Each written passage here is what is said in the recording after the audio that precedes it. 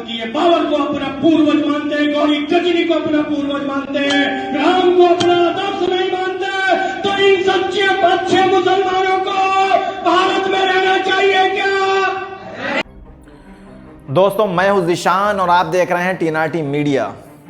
इस वक्त एक बड़ी खबर से आपको रूबरू करा दूं। कैराना शामली में अंतर्राष्ट्रीय हिंदू परिषद और बजरंग दल की एक बैठक हुई, एक सम्मेलन हुआ, एक महासम्मेलन हुआ, जिसमें मुसलमानों के खिलाफ अनर्गल बातें की गई, आपत्तिजनक बातें की गई, बल्कि उससे भी आगे मुसलमानों को मुंह भर भर के गालियां दी गई। और ये सारी चीज़ें किसी बंद कमरे में नहीं बल्कि खुले मंच से हुई हैं, स्टेज से हुई हैं। किसी एक व्यक्ति का मामला नहीं है, बल्कि सामूहिक तौर से एक प्रोग्राम किया गया और उस प्रोग्राम में मुसलमानों के खिलाफ एक व्यक्ति जो जहर उगलता आपको दिख सकता है। मैं आपको पूरा वो वीडियो दिखाऊंगा जिसमें किस प्रकार से एक व्यक्ति मुसलमानों के खिलाफ और देश की सेकुलर पार्टीज के खिलाफ किस तरीके से जहर उगल रहा है। और वो वहीं नहीं रुका, मुसलमानों को उसने जानवरों से भी तशबीह देना शुरू कर दिया। यानी वो मुसलमानों को सुअर और खिंजीर बता रहा है, जिसके बाद मामला ट्विटर तक आ पहुंचा। यानी अभी तक उस पर कोई कार्रवाई नहीं हुई, और जब मामला लोगों ने ट्विटर तक पहुंचाना शुरू किया और ट्विटर पे आवाज़ शुरू हुई, तब शामली पुलिस बताती है कि भाई साहब, इन पर हम कार्रवाई करने जा रहे हैं या कार्रवाई होगी। यानी अगर हम मीडिया ना बताए तो किसी कुछ पता ही नहीं कि देश में क्या चल रहा है, इसलिए बताना ज़रूरी है। तो इसलिए पहले बताइए कि क्या चल रहा है देश में, पुलिस को टैग कीजिए, बताइए क्या चल रहा है देश में, ताकि पुलिस कार्रवाई कर सके।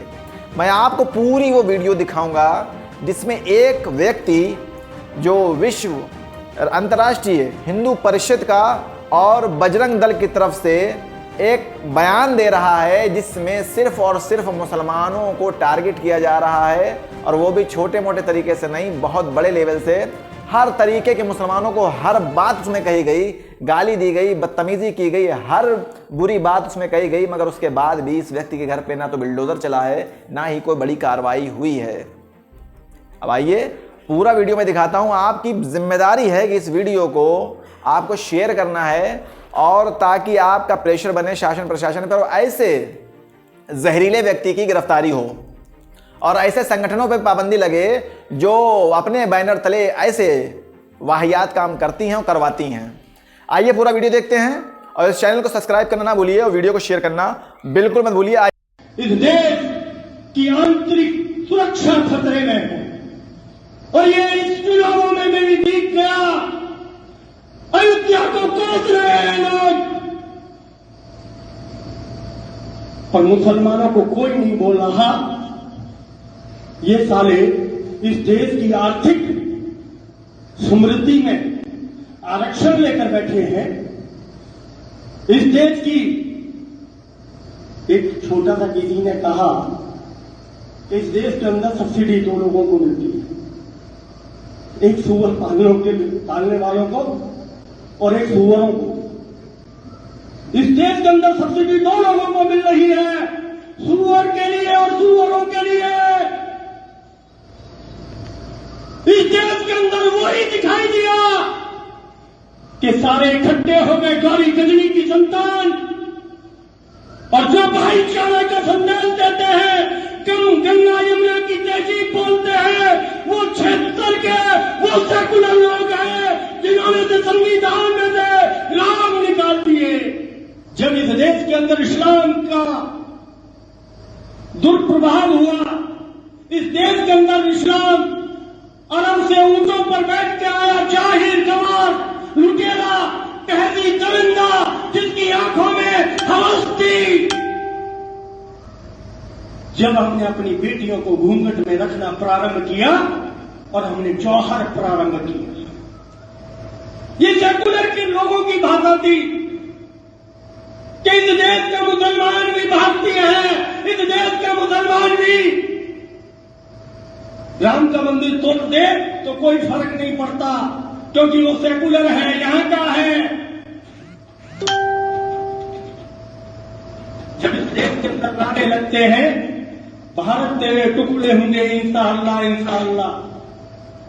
जब इस देश में रामनवमियों के जुलूस पर पत्थर फेंके जाते हैं, जब इस देश के अंदर कश्मीर में सेना के जवानों को गाड़ी से बांधकर बेइज्जत किया जाता है, उन पर पत्थर फेंके जाते हैं, अफजल को जब फांसी लगती है तो कहते हैं अफजल हम शर्मिंदा है, तेरे कातिल जिंदा है। तो ये सच्चे और अच्छे मुसलमान क्यों नहीं बोलते, कहां खो जाते हैं? इसका अर्थ है क्योंकि ये बाबर को अपना पूर्वज मानते हैं, गौरी कजरी को अपना पूर्वज मानते हैं, राम को अपना आदर्श नहीं मानते। तो इन सच्चे अच्छे मुसलमानों को भारत में रहना चाहिए क्या? अरे अरब से आए थे, कटे हुए आए थे, वहीं चले जाओ। भारत में रहना है तो वंदे मातरम और जय श्री राम बोलना होगा। हम तुम्हारी छाती पे चढ़कर, तुम्हारी छाती पे पैर रखकर हम काशी विश्वनाथ का भी मंदिर इस सदी में ही बनाएंगे। ये हमारा संकल्प है।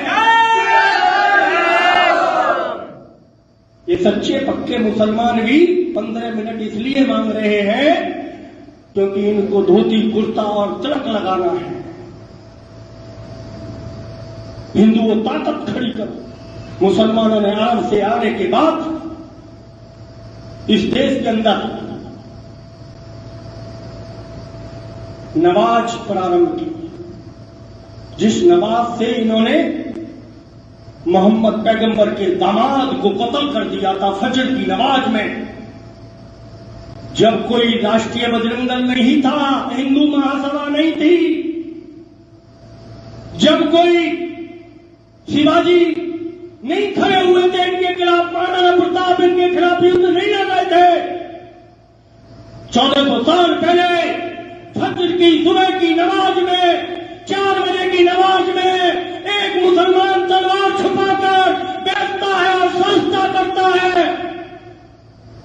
मोहम्मद पैगंबर का दामाद साथ में बैठा था।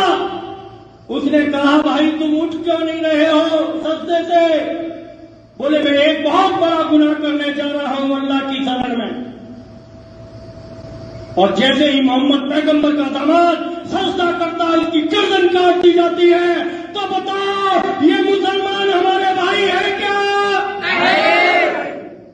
जिन्होंने मोहम्मद पैगंबर के दामाद और उनकी बेटी फातिमा को जिंदा जला दिया, नवासे को, छोटे नवासे को जिंदा जला दिया, उनसे हमारा भाईचारा कैसे? इस देश में जो मलिक हैं, जो चौहान हैं, जो बहुत लोग मुसलमान बने, वो राम के वंशावली में जरूर पैदा हुए थे, पर उन्होंने डर के तलवार पहनी थी। हिंदुओं ताकत इतनी खड़ी करो कि उस डर से ही वो कुर्ता धोती और तिलक लगाना सीख जाए। इसका नाम है हनुमान चालीसा। निश्चित स्थान, निश्चित समय, समान भाव, बार बार कंटिन्यू पावर खड़ी करना, यही उद्देश्य है हिंदुओं का राष्ट्रीय बजरंग दल का। निश्चित स्थान कोई पीपल का पेड़, किसी गांव में, किसी गली में, किसी मोहल्ले में, किसी बाग में हम जाएंगे, 20-25 परिवारों को इकट्ठा करेंगे, 100-200 परिवारों की रक्षा करेंगे।